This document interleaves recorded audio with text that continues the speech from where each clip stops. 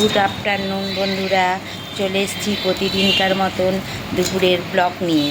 তো বন্ধুরা, আজকে রান্না বান্না কিচ্ছু করিনি, শুধু আমার ডগির মতন ভাত করেছি।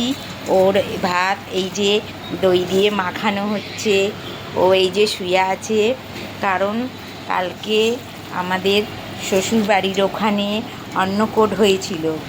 তো শরীরটা সবারই খারাপ, দাদাভাইয়েরও ভীষণ শরীর খারাপ। দাদাভাই শুধু জল দিয়ে দই দিয়ে আলু সেদ্ধ দিয়ে ভাত খাবে, সেই জন্য শুধু ভাত আর আলু সেদ্ধ করে নিয়েছি। আমিও পটল আলু সেদ্ধ একটু মাখন দিয়ে খাবো, কোনো তরকারি কিচ্ছু করিনি। সবাই আজকে সেদ্ধ ভাত খাবো। তো চলো, ডগিরও তাই এই যে দই দিয়ে ভাত মেখে নেওয়া হচ্ছে, ও শুয়ে আছে, ওকে খাওয়াবো। তো বন্ধুরা, তোমাদের কি লাঞ্চ সারা হয়ে গেছে? তোমরা কি লাঞ্চ করছো কমেন্ট করো আমার সঙ্গে।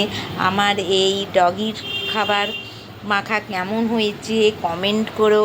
এই যে ডগি শুয়ে আছে, পুচু পুচু, ও তো ও তো ও তো ও তো খাবে, ও তো এই যে উঠে বসে পড়েছে, ওকে খাওয়াবো।